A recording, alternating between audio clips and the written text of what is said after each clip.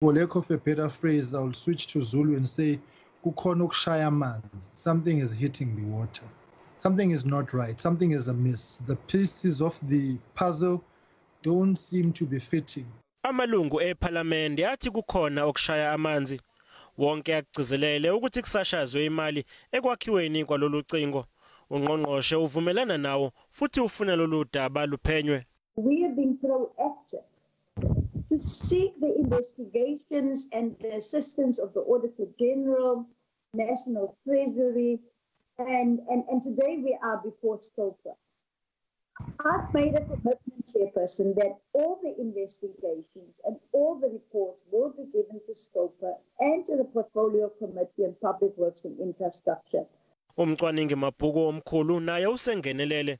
Amalungu ephalamende aseyalele ukuba kumiswe ukwakhiwa okwamanje njengoba kusenziwa uphenyo. Is the quality of the funds best given the value of the money that was utilized? I asked who did the due diligence. The answer is the department. I'm not looking for a department. I know it's the department.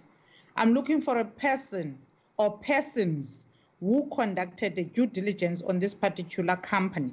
Lomnyango uthi umsebenzi wokufakwa kwalolucingo usudluliselwe emnyangweni wezokuvikela njengoba umcwaningi mabhuku kanye nophiko oluphenya amacala akhethekile iSIU besaqhubeka nokuphenya.